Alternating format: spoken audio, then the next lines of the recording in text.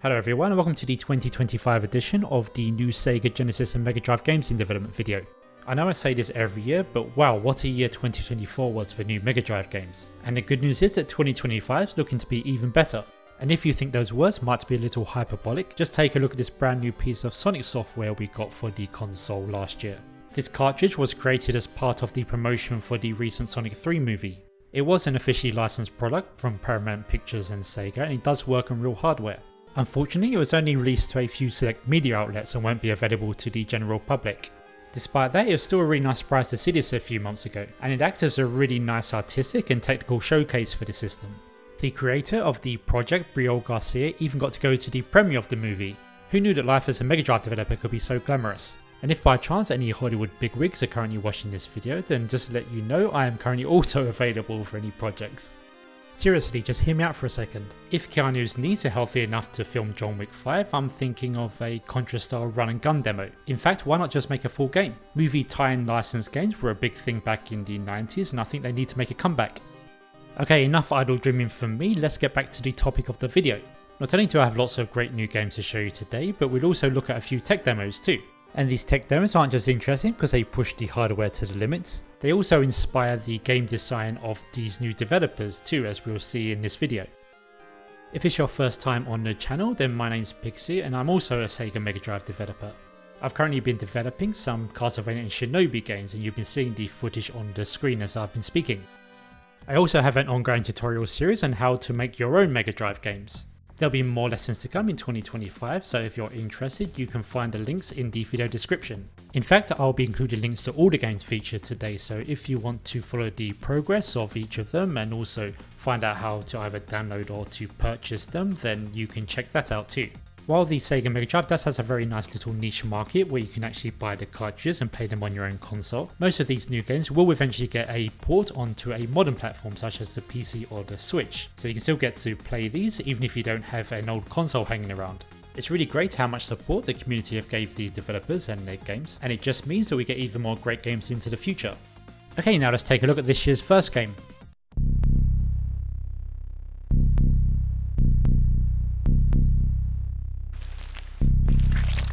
The footage for this one was sent to me just a few days ago, and the title screen with this disgusting bag made up of different human body parts immediately grabbed my attention. The main developer on the project, Nathan Buckley, who's been involved in both AAA and indie games, describes the game as a point-and-click horror game but with some action and stealth elements too. He said one of his main sources of inspiration for the game is the cult classic survival horror game on the Super Nintendo, Clock Tower. I really can't think of any existing Mega Drive game that's anything like this, so I'm really looking forward to this one. I've been told that we can expect a little demo of the prologue sometime in 2025 and that the full game should be complete sometime 2026. And here's a little snippet of the gameplay to whet your appetite.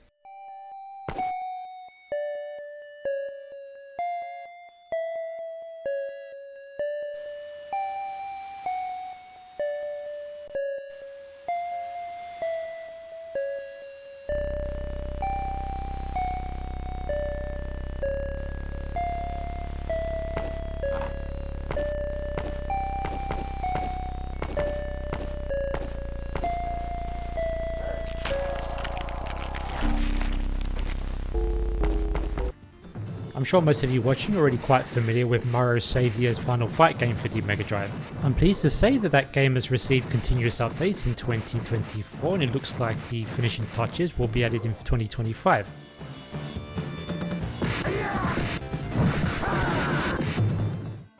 Now, in addition to Final Fight, the same developer's also been working on this brand new racing title called Driftin Rage. He makes his influences very clear in this title screen, paying tribute to the great 16-bit racers of the past. Of course, those old 16-bit games tried to really imitate the super scaler arcade games of the time. Unfortunately, due to the lack of scaling hardware in the consoles themselves, this was very difficult to do. One of the major benefits of modern Mega Drive development is the fact that we can have much bigger ROM sizes. In the past, of course, a bigger ROM size meant a bigger cartridge size, which is very expensive. Fortunately, that's not so much a factor now. That allows every element of the racing game, from the cars to the trees and so on, to have many frames of animation, and you can use this to imitate a scaling effect so it looks like it's very smoothly coming towards you. Of course, creating this kind of smooth track of it also requires some clever programming, and Morrow's done a really amazing job and managed to get it at 60 frames per second. Interestingly, he's talked a lot about the trade-offs involved, and so for example, if he were to implement hills into the game, that might make it so that the frame rate has to drop to 30. Personally, I think the 30 frames per second is more than acceptable for a 16-bit racing game, but of course it could be the case that the developer himself wants to keep it at a buttery smooth 60.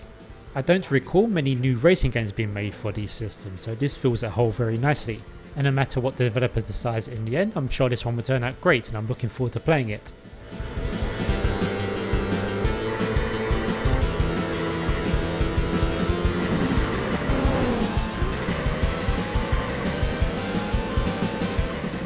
At the beginning of the video I mentioned some tech demos which influenced some game design, so let's take a look at one now. Throughout 2024, a very talented developer by the name of Anaël Seghezzi produces really impressive rasterization and raycasting demos. From relatively simple beginnings, you can see them get more and more complex as the year goes on, and what's especially impressive about these is how smooth they are. Doing this kind of graphical effects on the Mega Drive isn't easy, but all these seem to be running at a buttery smooth 60 frames per second. Fortunately, he was generous enough to share the code with everyone, and I wasn't the only one impressed by this as other people began to implement the system in their own games. Sega68K, who you may remember from the Star Fox demo on the Mega Drive a couple of years back, is doing his own raycasting game. Into the darkness. And for the third time in this video, we have our friend MX Retro Dev again, who, not content with just Final Fight and Driftin Rage, is also working on another game, Into the Darkness. As you can see here, it's almost like a Hexen-like first-person shooter game, and using Anaël's excellent raycasting code is already looking very smooth, even with the enemies added.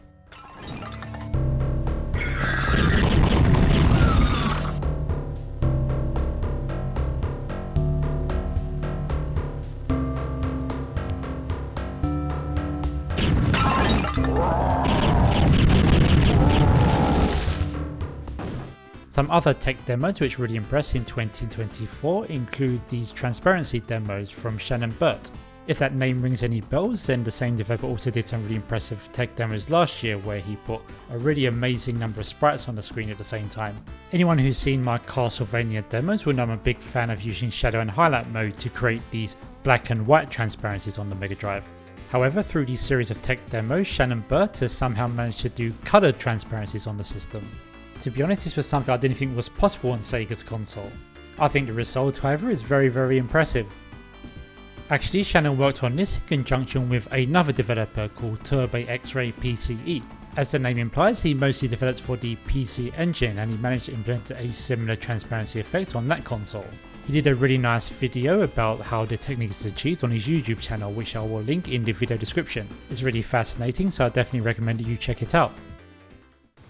As well as tech demos, Shannon's also continued his work on his shooter Lufthoheit. This one gets more and more impressive each time I see it, and Shannon's even confident of being able to implement some of those Mario transparency effects in the game eventually too.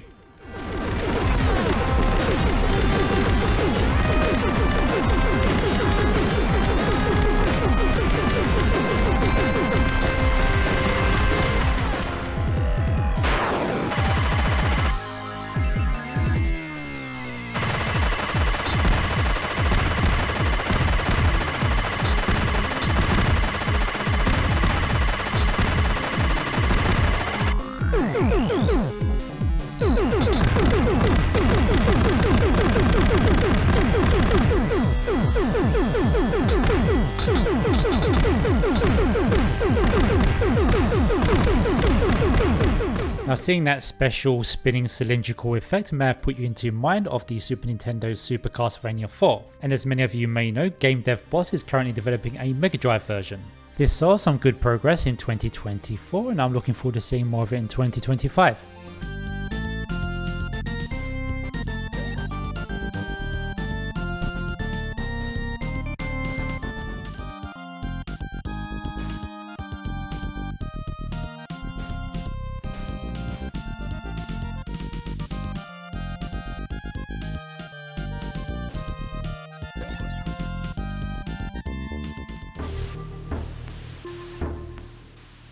The same developer has also continued his work on Space Hunter. What started off as a Super Metroid port has quickly evolved into its own game, and given Nintendo's litigious nature, that's probably a wise choice. This should be a really interesting space adventure once it's finished.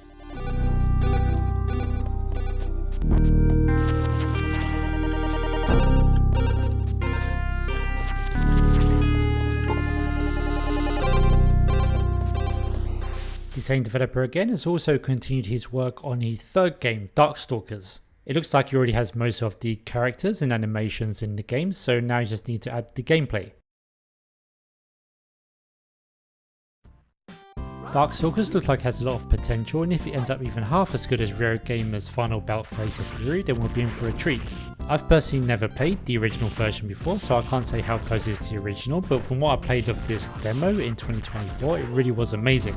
Unfortunately, it seems there was some kind of disagreement with some people selling the game as cartridges without permission, so as far as I know, this is now cancelled, but what they did produce is already really fantastic, so I'll leave the link to the video, and in that video description you'll find a download link so you can play it on your own Mega Drive.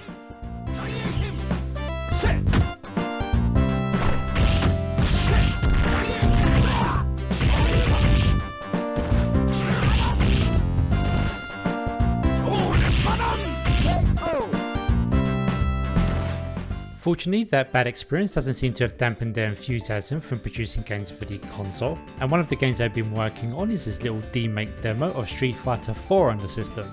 I'm not sure how far this one will go, but it's interesting to see anyway.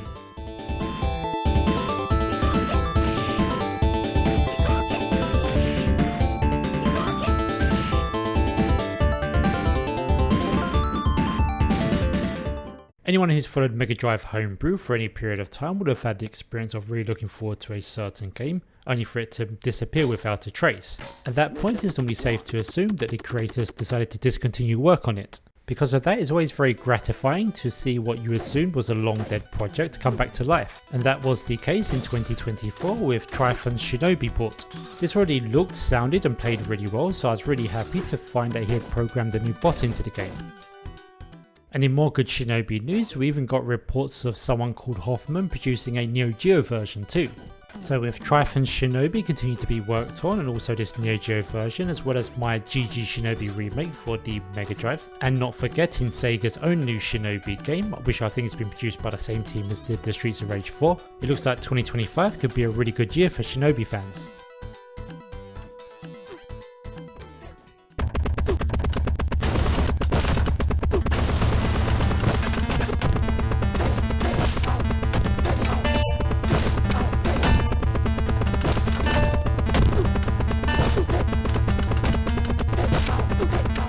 I mentioned earlier in the video how we hadn't really seen many racing games for the Mega Drive, and surprisingly the same is also the case for RPGs. Thankfully, Second Dimension has continued their development of Affinity Sorrow and is looking really nice.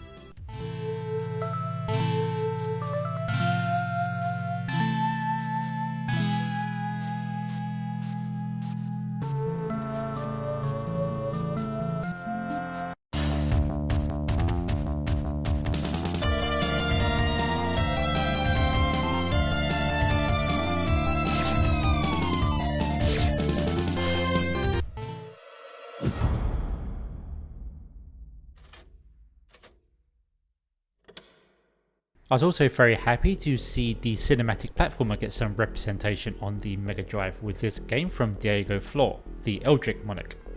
Looking at the beautiful animation and graphics, it's very much reminiscent of games such as Another World and Flashback. This one did go to Kickstarter in 2024, but unfortunately didn't quite meet its funding target. However, the developers confirmed he's continuing to work on the game, so hopefully he'll get a second chance in the near future. Previously, Kickstarters were a way to get funding for games very early in development, to be able to take maybe more time off work and hire more people to help with it too. However, nowadays it seems that to be successful on Kickstarter, your game has to be really quite close to completion, or at least 50% done.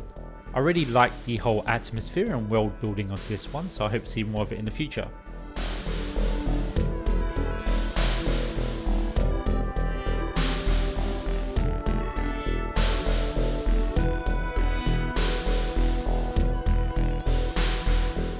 Video game, okay? I mean, you shoot at things. This is going to be a lot of fun. And it's called CFB.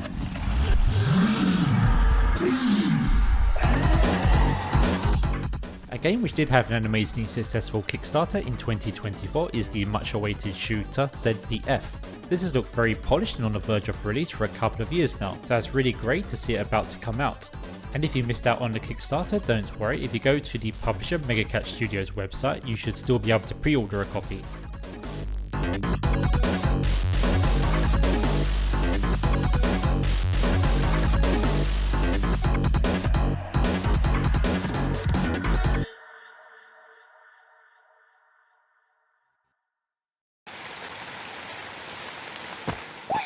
Speaking of Kickstarters, a game you can back right now as the time that this video is going out is Kirito. There was a period of time where these kind of side-scrolling beat 'em ups seemed to disappear, but thankfully in recent years they seem to have undergone something of a revival. This one's looking like a lot of fun, especially the really interesting character design, so I hope it's very successful. If you're interested, be sure to go to the Kickstarter page and back it, and of course, just like everything else mentioned in this video, the link for that will be in the video description.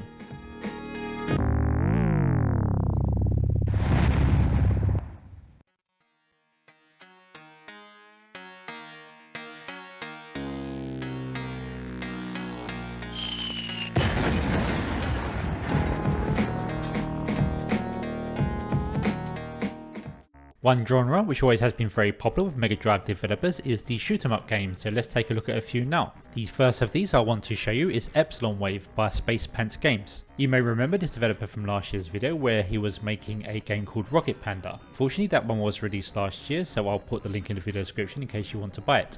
Epsilon Wave is already looking very nice with some great scrolling effects on the ocean here, for example.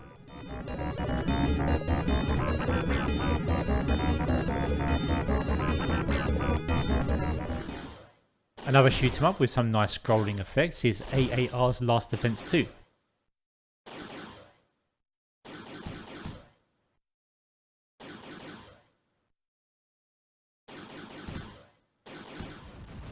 From Davler Games we have this vertical shooter, True Galactic Mission.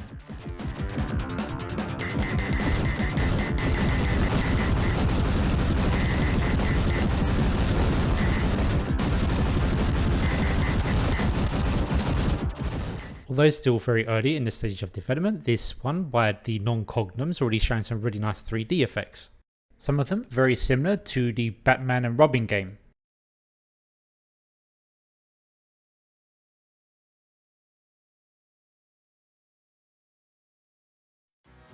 One shoot 'em up that's pretty much already finished is P47-2MD. This was actually an unfinished game from back in the 90s, so City Connection, the publisher, has just decided to do the finishing touches and finally give it an official release. You can buy this on cartridge in 2025, and from this footage it's looking really good.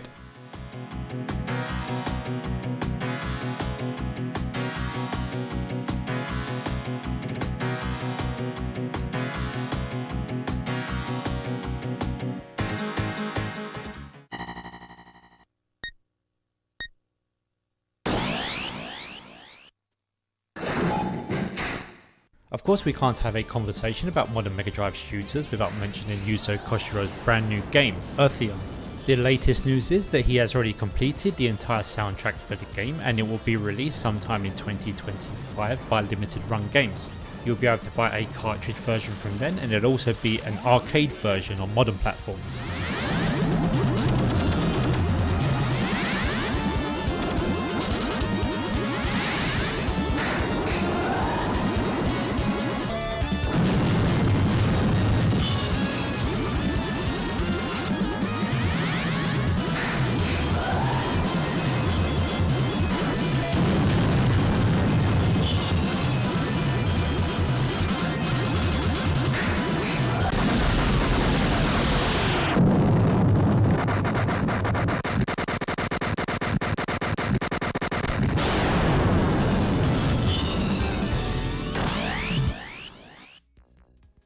Okay, after all those shooters, let's have a change of pace with some narrative based games. The first of these is Chords from Matthias Bayers. As you can see, this is very reminiscent of the Snatcher game on the Sega Mega CD.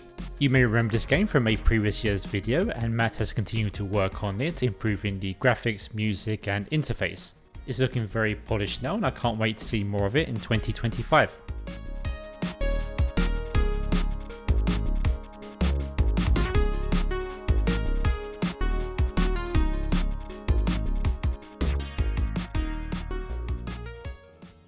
Next up we have Secret of the Four Winds by Kai Magazine Software.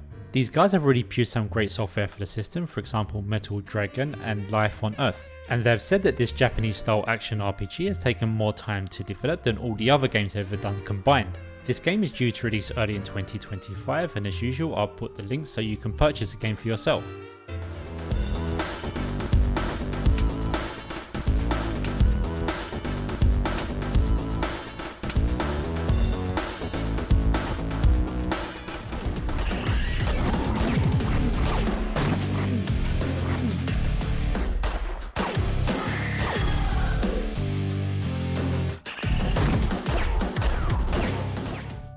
of my favourite games as a kid was the point and click adventure The Secret of Monkey Island, and in that game I always remembered that there was this pirate who was constantly badgering you to play another LucasArts point and click adventure game, Loom. I didn't get to play it until many years later, but when I did I really enjoyed it, so I was really happy when I noticed that a developer by the name of Geese Bumps was creating this spiritual successor to Loom on the Mega Drive. Although there are still some things missing from this, for example the animations on the main character, I think it's already looking very nice and very polished. I really hope that the creator continues to work on this in 2025, and I'd love to see a finished product.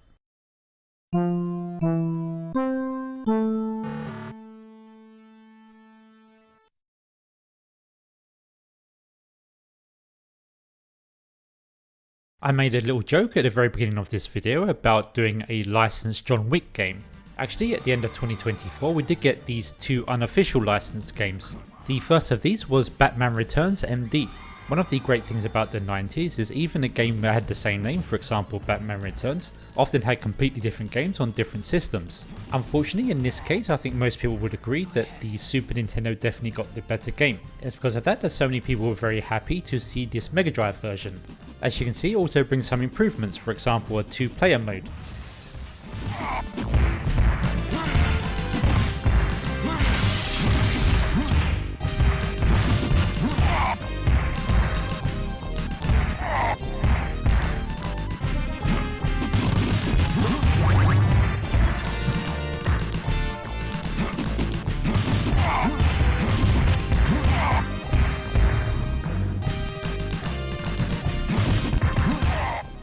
The second licensed Christmas surprise we got at the end of 2024 was Master Lin Kuei's Star Wars. Both this and Batman Returns were supposed to be one and done affairs, just small demos, but I will leave the links to the videos in the video description. You can go there and you can download the demos. And once you play them, of course, make sure you leave some nice messages to the developers, and who knows, maybe next year they might add a little to them.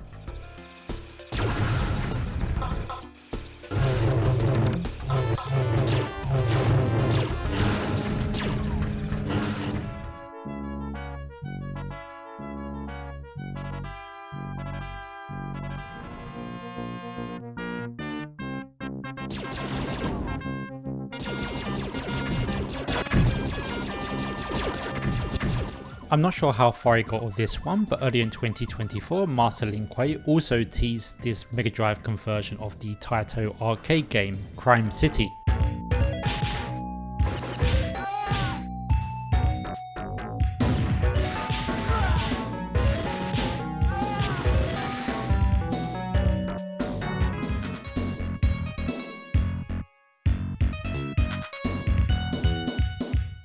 Actually, there are quite a few arcade ports in development for the Mega Drive, so let's take a look at a few more. First of all, we got Vigilante, which even gives you the choice of either PC Engine or Mega Drive colours.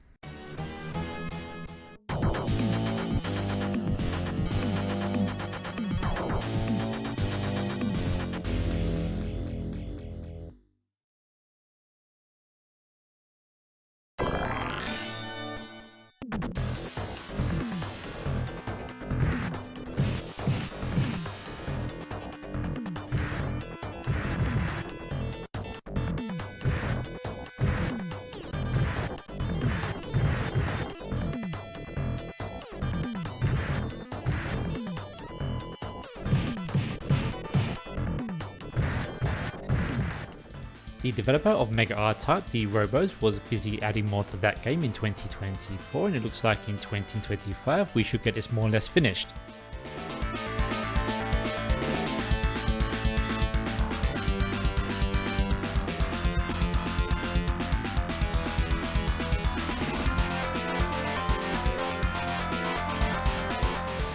And in addition to that, he also gave a sneak preview of what his next project might be.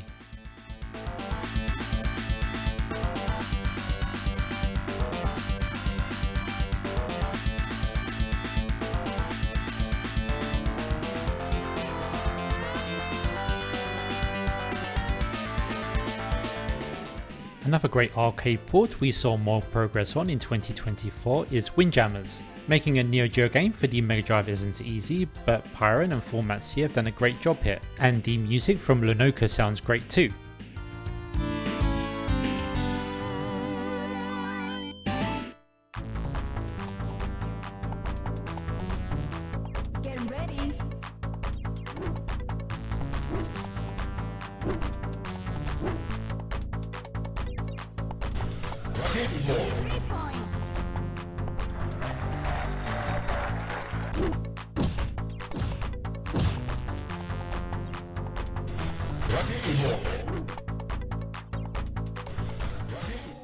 Also in development is a Mega Drive version of the Splatterhouse arcade game. The console of course did get two Splatterhouse games, Splatterhouse 2 and Splatterhouse 3, but it's still great to see the original one here now too.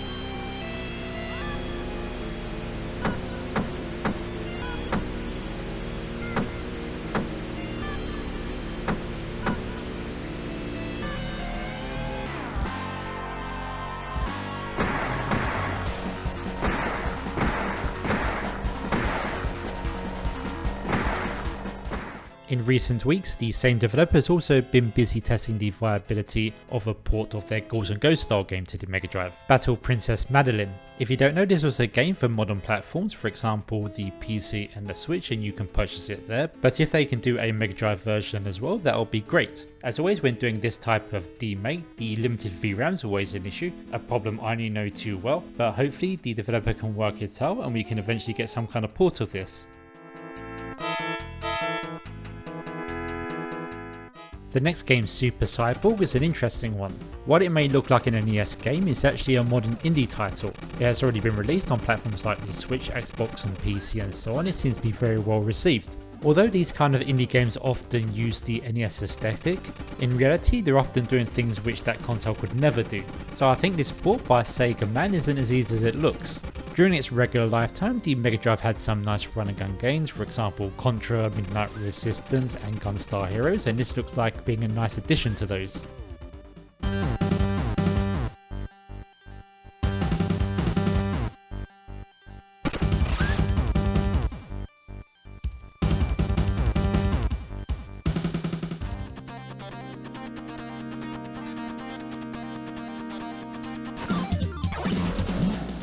Being a huge Castlevania fan, you know that I was very pleased to see this one.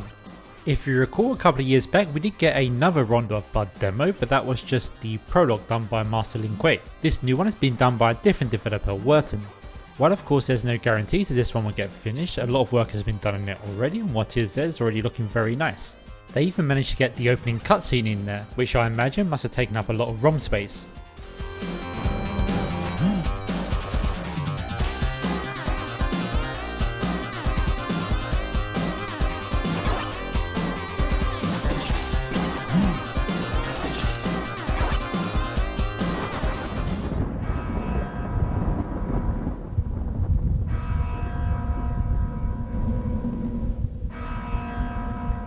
Die Dunkelheit trübte ihre Sinne und das Böse fraß sich tief in ihre Seelen. Vom Wahnsinn getrieben schmiedeten sie einen Pakt mit dem Teufel.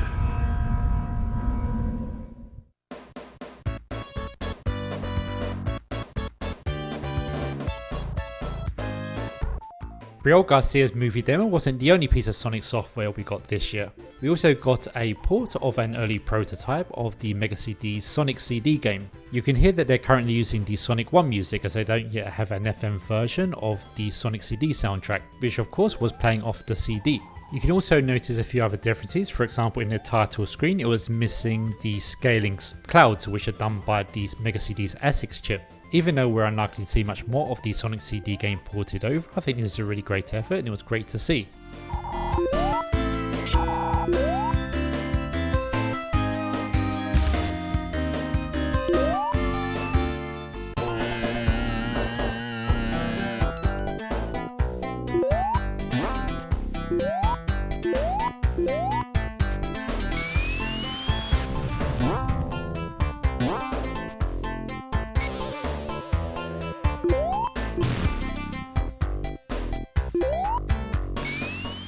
This next one is a really impressive use of polygons on the system. It's just using the base hardware, not the SVP or any other edition like the 32X. but considering the Mega Drive isn't really strong on 3D, this is a really impressive result. The developer is also not content with just making this a mere tech demo, has also tried to add some gameplay too, and it actually looks pretty fun to play. I'll be really interested to see where this goes in the future.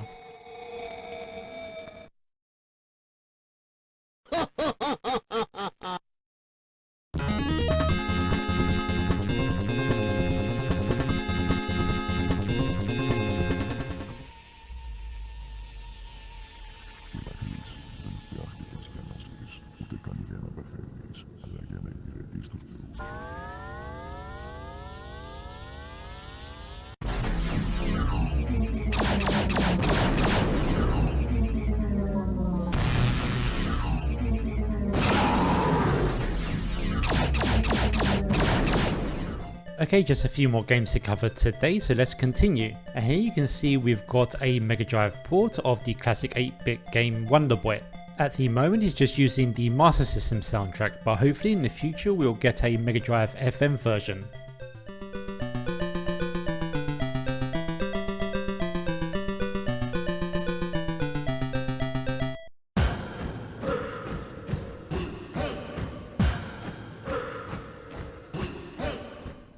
Those of you who like to pay attention to the Dreamcast homebrew scene may remember a game a while ago, a 3D space era type game called Xenocider.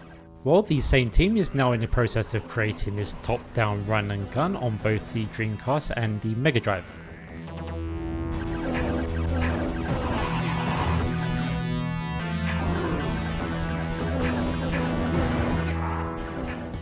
This next game, Sword of the Apocalypse, is a really good looking new action platformer.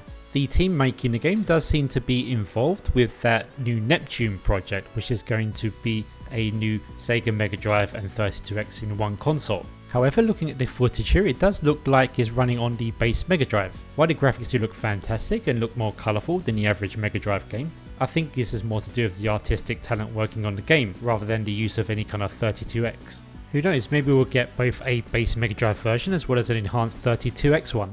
Hopefully all the details will become clear in 2025, but this is definitely one to keep an eye on.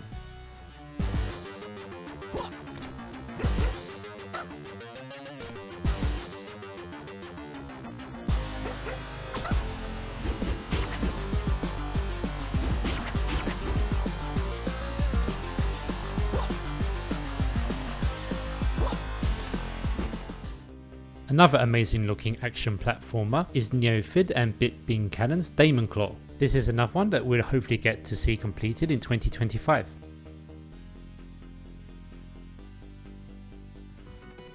Woodfrog and his team have continued their excellent work remaking the Mega Man 4, 5 and 6 games for the Mega Drive. Number 4, which they're calling Episode Red, was completed a little while ago, and now their focus is on the 5th game, which they're calling Episode Blue. Episode Red was really amazing, so I can't wait for this one to come out too. Next up we have another Neo Geo port, but this one's not a classic Neo Geo game, it's actually from a new Neo Geo game.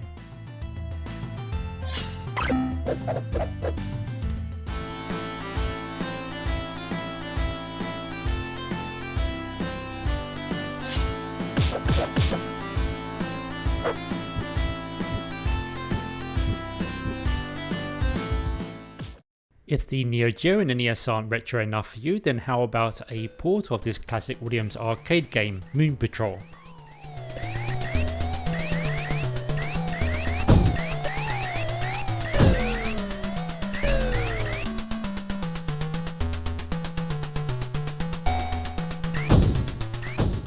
If you're into cutesy mascot platformers, then how about this game, Go Pogo Girl? This is another one from Spacepan's Games and he's really showing off his programming skills here. You can see that the falling snow forms a third background layer. Of course the Mega Drive only has 2 background layers, so this third snow layer is actually using multiplexed sprites.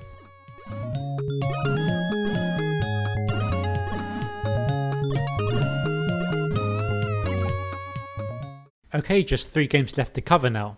This first of the 3 is what the developer describes as a Wizardry-like game, so fans of that one should probably keep an eye on this.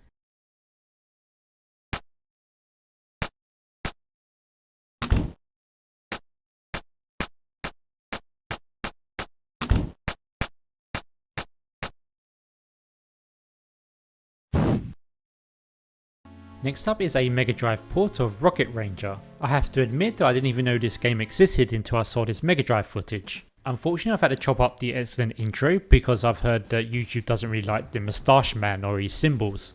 However, I will link to the full video on Fabrice Fernandez's YouTube channel, so definitely go and watch it there. Apparently, the gameplay consists of you being a spy and having a little spy ring and trying to infiltrate Germany in World War II. It's a real shame that I didn't get to play this back in the day. My family did have an Amiga at home, it was my older brother's, and I would have absolutely loved this game if I had played it then. Never mind, hopefully this Mega Drive 1 will get a full port, and if not, then I'm probably going to try and find the Amiga version to play, so I think I'll really like this one. And please let me know in the comments if you have any happy memories and nostalgia for this game. And last but not least, we have some early footage of an exciting new project called Gilgamesh. You can probably hear it's using some other Mega Drive music as placeholders at the moment. I'm pretty sure that's eSWAT's music. Even at this early stage, I think the presentation is looking very nice. And hopefully we'll see more of this game in the same video next year.